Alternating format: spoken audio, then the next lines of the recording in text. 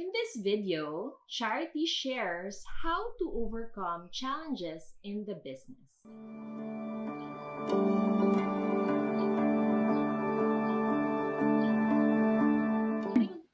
Top 3 biggest challenges that you actually went through in setting up your business, and how did you overcome them? Number one, kasi I started with zero capitals. I don't have anything in life, no. Just so you are aware, I graduated as a work student in UP. I helped my parents raise our siblings and sent them to school. So technically, if you ask me, I'm not an A-list of being a businesswoman, no? Wala.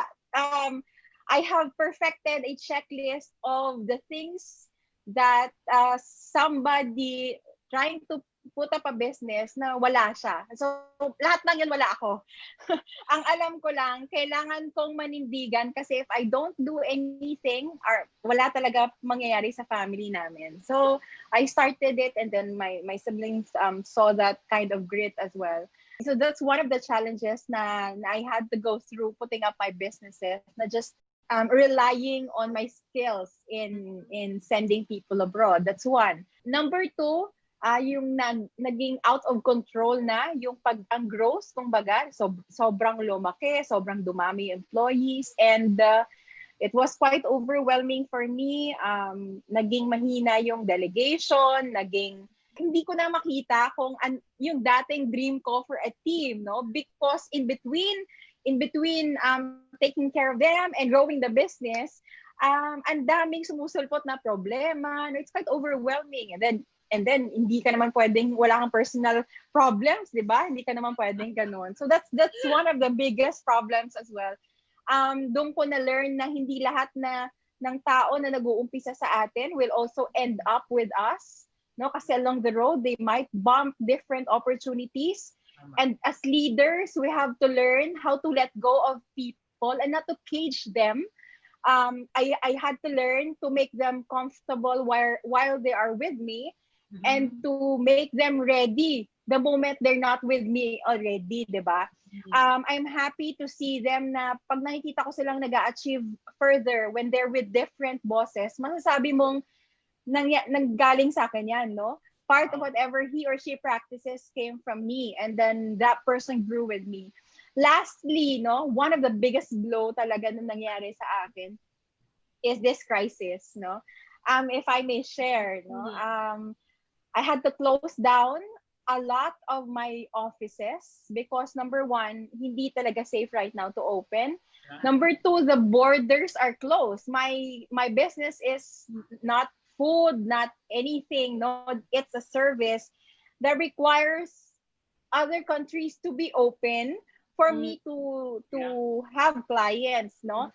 And one of the things that pains me, no, until now, are people that I can't control, who wanted to let go, no? Wanted to let go of the service that we currently do because yun nga, nauubusan na, nawawalan sila ng hope that perhaps this will take longer than what we expected. That's number one. And then clients are backing out, no, and stuff like that. And I was asked actually one time, no, kasi ang daming malalaking companies na close na no? Ang daming businesses na hindi na nagpatuloy. And I said, God, there's nothing to lose here. If you take it away from me, I know that you will give it back after. Kasi ikaw lang din naman nagbigay nito, di ba? Di naman to sariling skills ko. Hindi ko naman minagic to lahat. You were there from the very beginning until today of my journey in this business. So, ang daming nagka-question ng capacity mo to lead despite the crisis. Ang daming not hopeful anymore despite you being so hopeful about it. But I still say, you know, if he gives and he takes away, still blessed be his name, no? Hayaan natin siyang magbigay. But the mere fact that until now it's open, then definitely he has something to do with what we currently do, and that's to continue the company. So imagine the pain of having nearly 50 people now down to 20 because Ang dami mo kailangan sakripisyo. Isa sa mga bagay na kailangan kong i-secure is really my sanity. No, it's a fight between prioritizing a lot of things and prioritizing myself. Because the moment I let go of the fact that okay na yung self ko, unahin ko na sila, I think I will lose everything. So these are internal battles na I had to go through as a leader, and I'm thankful I can still smile and laugh and crack some jokes because our hope is in God naman, hindi naman sa sarili nating capacity. Wala talaga tayong magagawa. It's His plan, no? Yes. So yun ang Exactly. I must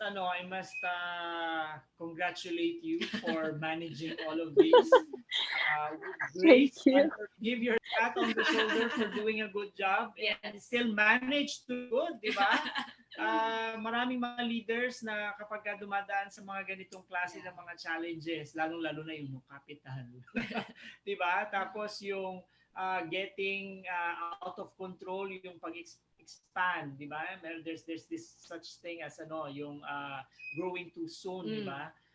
But at the same time, halos lahat naman tayo, lahat ng businesses, not just here in the Philippines, but all over the world, is really affected by the pandemic. I was actually thinking prior to having this interview with you, paano kaya ng isang business that actually sends people to travel, go out of the country, will be able to cannot travel. Manage.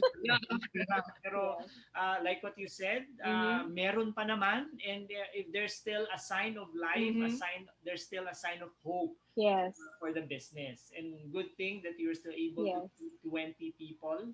I'm sure there's gonna be a reveal to this, diba? Eventually there's gonna be to this. So I admire your I admire your leadership despite the crisis, being able to face the challenges with your team and leading your team to really face these challenges na dumaan sa inyo. Ayan. So diyan talaga masusubukan yung grit, diba?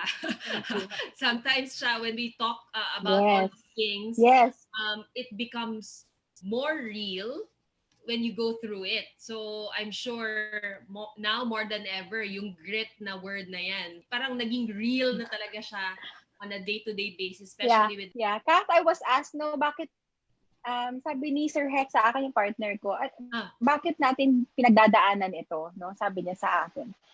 Sabi ko, I'm looking at it this way, We speak in public, no? Yeah. And hindi pwedeng hindi natin ma-experience at hindi natin i-share. The moment that you are a sharer, you have to really experience it. Otherwise, these will all be theories, no? These will all be theories. And this time, it's quite realistic. We need to go through this, and we need to survive this and surpass this, no? If we can just survive, then good. But if we can survive it with flying colors, better. No? Very better yon na choice. So yan lagi ang sinishare namin. Yeah, I agree with what you said, no? That as leaders, we go through certain crises, challenges, discomfort, so that we will be able to really share what we've actually become when we overcome those challenges. Situations, diba? That's the best way that we can actually inspire and empower the people that we are connected with, diba? Whether kasama natin sa trabaho, kasama natin sa bahay, kasama natin sa community, it's our own experiences that will be able to lift them up when they hear us, when they hear you speak about how you overcame those challenges. Mas nagiging inspiring kasi nagiging real siya, 'di ba? Parang walk your talk, 'di ba? You talk about grit and here you are in the middle of all this. Yes.